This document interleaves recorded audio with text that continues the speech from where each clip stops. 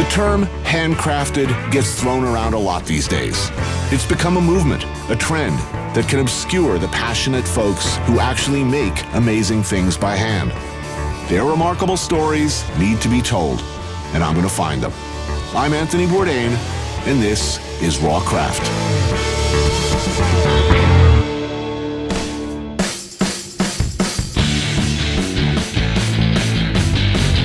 Elizabeth Brim is something of a rebel.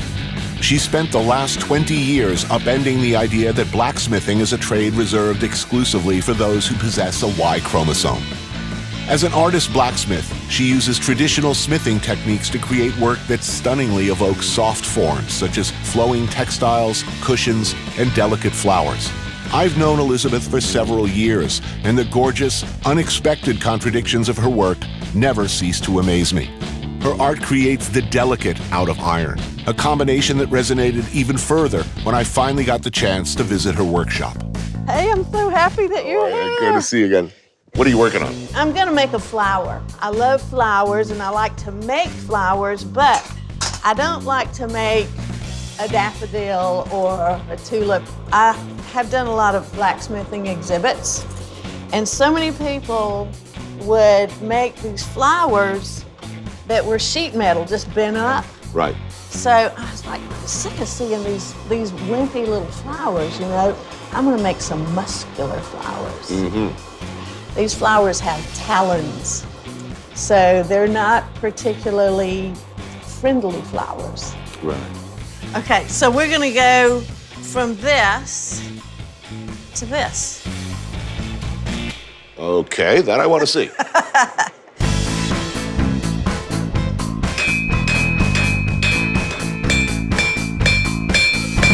And then I'm gonna flop it over. Elizabeth once told me if you want brute force, hire a brute. You have to be awfully tough, though, to make metalwork look this easy. I've got this one made already, so what I want to do is make this one the same size as this, so then my petals will end up to be relatively consistent. Uh-huh.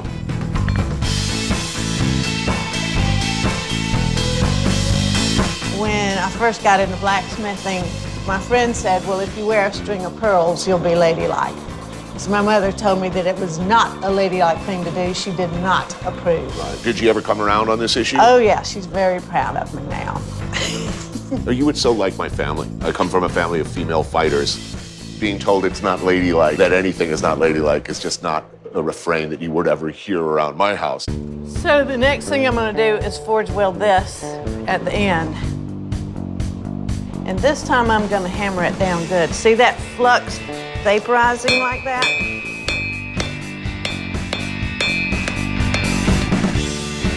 Elizabeth is also incredibly patient. A single petal for just one of her flowers takes around 10 painstaking steps, each involving many repetitions.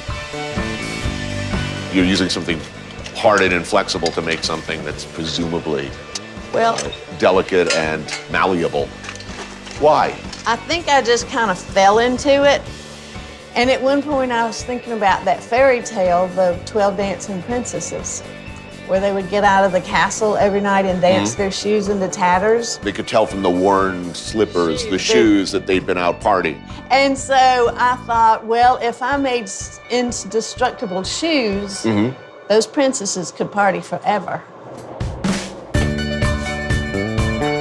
The princesses can party forever, and Elizabeth's flowers will never, ever wilt.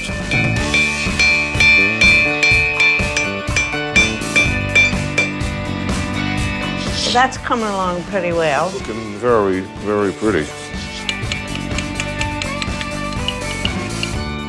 So now make 5 of those. Just like that, right? So here it is, and it's got a centerpiece, and it's welded at the bottom. So I hear you love 2-pack. Uh-huh.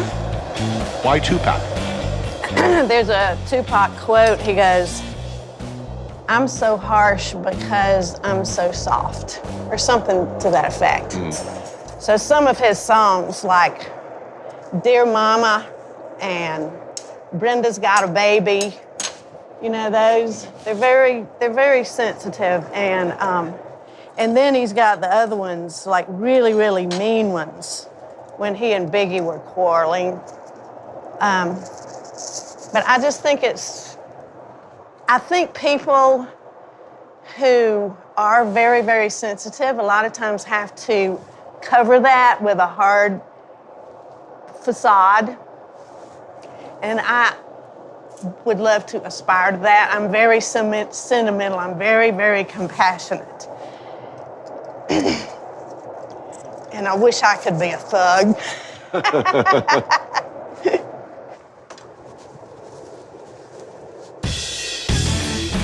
Okay.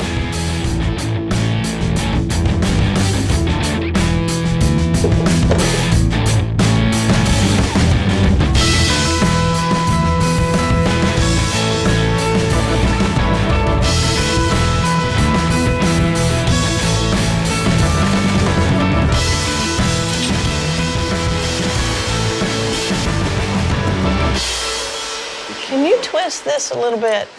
Which way? That way.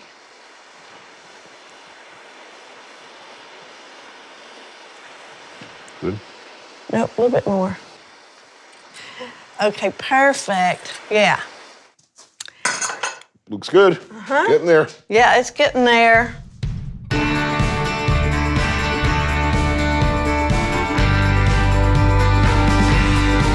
We're going up to the Penland School in the Penland Iron Studio.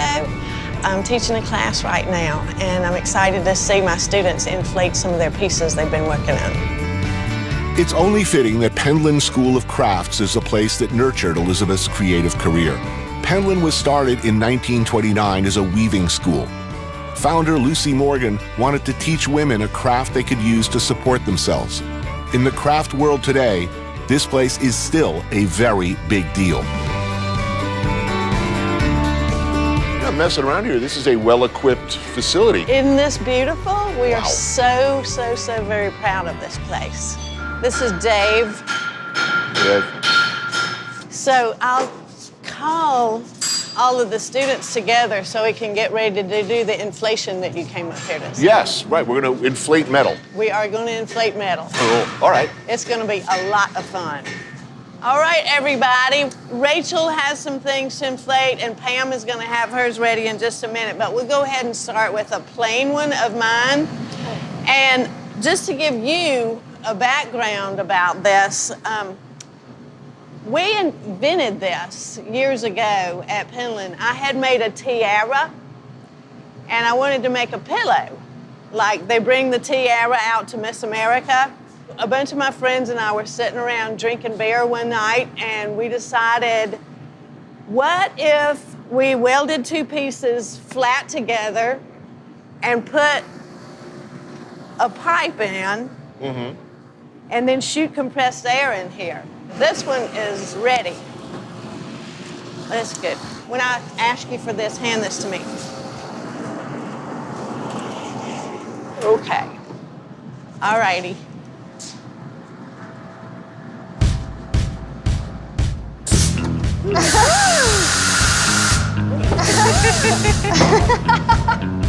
If it opens up enough like I want it to, I'm gonna cut off the top and make them into cups. Woo! Nice.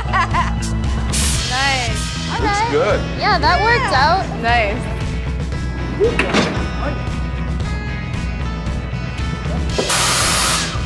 Nice. Yay! Woo! Wow. It looks like a bread roll. Watching metal inflate like a party balloon is undeniably awesome.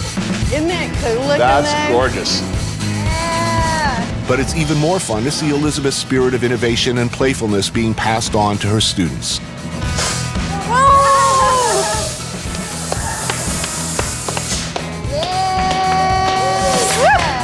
Thank you. Thank you. Awesome. Thanks for your help.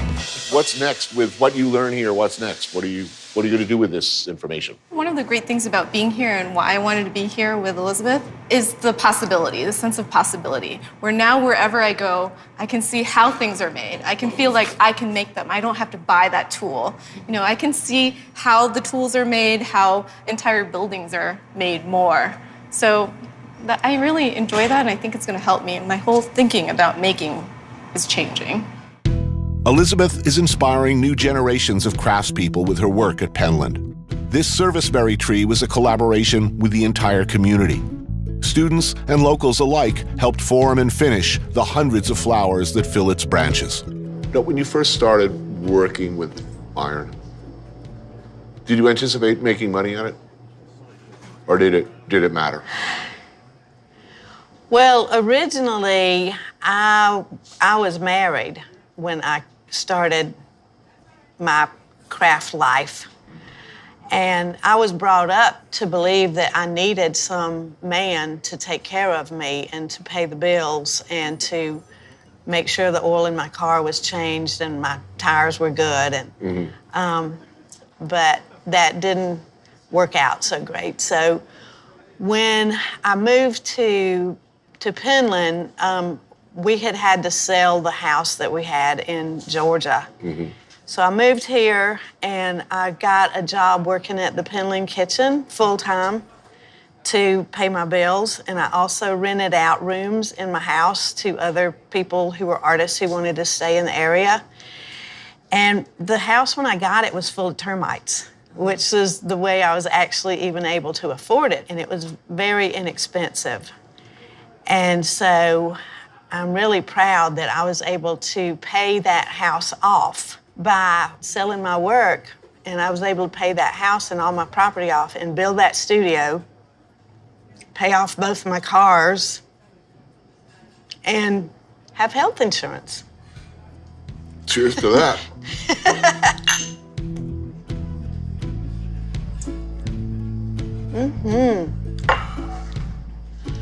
Elizabeth is sort of a perfect example of somebody who's chosen to go against the grain, who's chosen to do a difficult thing, who's decided to follow a passion.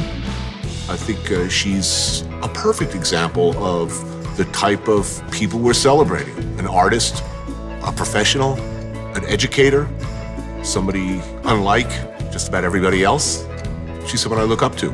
And, you know, as a father of a young girl, somebody who I hope my daughter grows up to be like.